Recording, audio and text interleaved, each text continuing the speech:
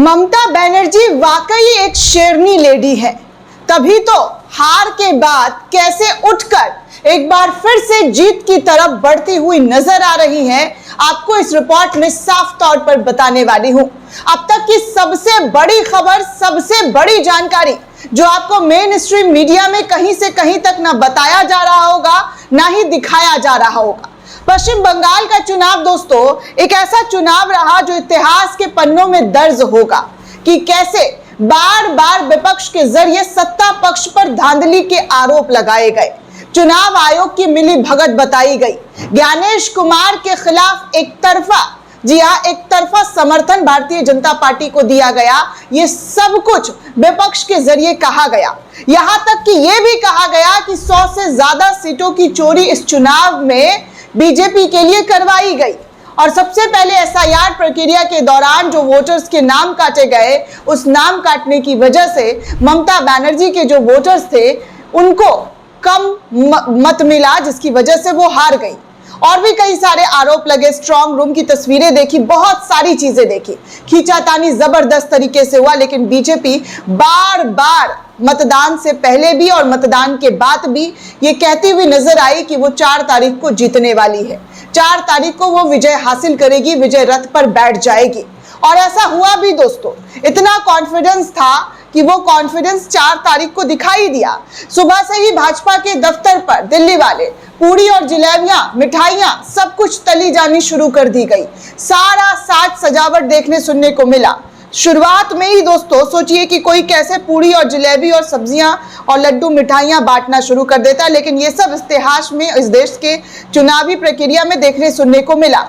लेकिन अब दोस्तों ममता बनर्जी एक शेरनी की तरह कैसे उठी हैं और उठकर भाजपाइयों के छक्के छुड़ाने के लिए हाईकोर्ट का दरवाजा खटखटाते हुए नजर आ रही है।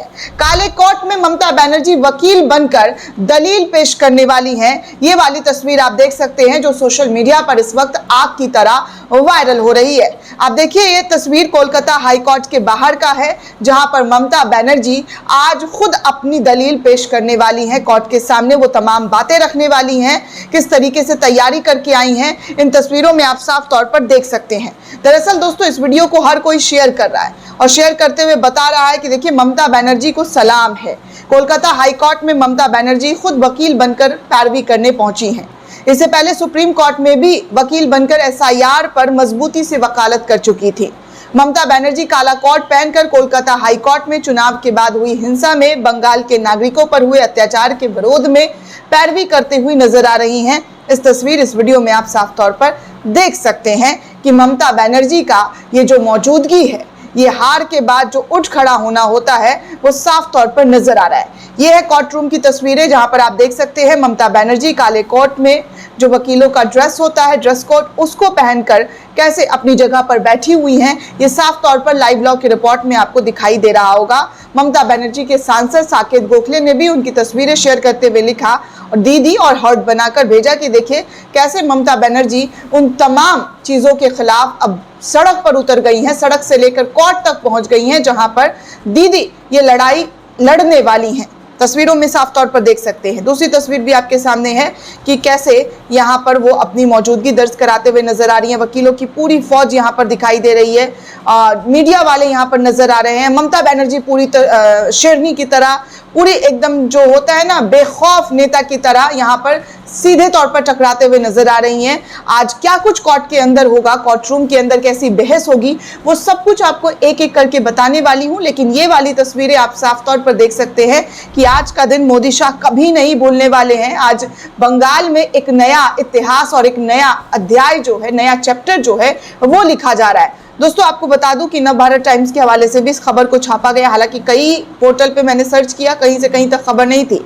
नवभारत वालों ने इस खबर को छापते हुए बताया कि पश्चिम बंगाल की पूर्व मुख्यमंत्री और टीएमसी की चीफ ममता बनर्जी ने आज वकील की ड्रेस में कोलकाता हाईकोर्ट पहुंची है। बताया जा रहा है कि वो हाईकोर्ट में चुनाव के बाद हुई हिंसा से जुड़ी पीआईएल पर चीफ जस्टिस सुजय पॉल के सामने अपनी दलील रखेंगी। ये याचिका टीएमसी नेता और वकील कल्याण बनर्जी के बेटे श्रेयान्या बनर्जी ने दाखिल की थी और उम्मीद है कि ममता बनर्जी सुनवाई के दौरान कार्रवाई के कई पहलुओं पर सवाल उठाने वाली हैं। ममता बनर्जी इससे पहले एसआईआर पर सुप्रीम कोर्ट के मुद्दे पर बतौर वकील पेश हो चुकी हैं। आपको बता दूं दोस्तों कि ममता बनर्जी पश्चिम बंगाल चुनाव नतीजों के बाद लगातार चुनाव में गड़बड़ी का आरोप लगाती रही हैं। वो बीजेपी से ज्यादा चुनाव आयोग पर ठीकरा फोड़ती रही और कहा चुनाव आयोग की मिलीभगत की वजह से ये सब कुछ हुआ है। टीएमसी का कहना है कि एसआईआर के जरिए चुनाव आयोग ने लोगों के वोटों को वंचित किया है, साथ ही वो वोटों की गिनती में भी गड़बड़ी का आरोप लगा चुकी हैं। दोस्तों आपको बता दूं 4 मई को जो नतीजे आए उस नतीजे के बाद पूरे पश्चिम बंगाल के कई कोने में, कई इलाकों में आपने देखा होगा हिंसात्मक तस्वीरें, हिंसात्मक घटनाएं की कैसे हिंसा का जबरदस्त तरीके से जो है यहाँ पर वीडियो सामने आया, जहां पर भाजपा के लोगों पर आरोप लगाए। यही नहीं दोस्तों, कई दुकानों को आग के हवाले तक कर दिया गया है। और तो और कैसे बीजेपी के विधायक जो पश्चिम बंगाल से चुनाव जीत कर नए नवेले मैदान में उतरे हैं, उनके भी बयान आप सुन चुके हैं। हमने आपको वो बयान भी सुनाया है अपने चैनल पर कि कैसे वो मुसलमानों का काम ना करने की बातें करते हुए दिखाई दिए हैं। अब ऐसे में ममता बनर्जी उन तमाम चीजों का कैसे दलील देने वाली और क्या कुछ कहने वाली हैं, ये देखना दिलचस्प होगा। खैर जाते जाते एएनआई की एक वीडियो आपके सामने रखना चाहूंगी। आप स्क्रीन पे तस्वीरें देख सकते हैं कि क्या और किस तरीके से कल मोदी जी 2 गाड़ी लेकर जो है खूब फुटेज खाते हुए नजर आ रहे थे, जहां पर एएनआई का कैमरा हर वक्त मौजूद रहता है।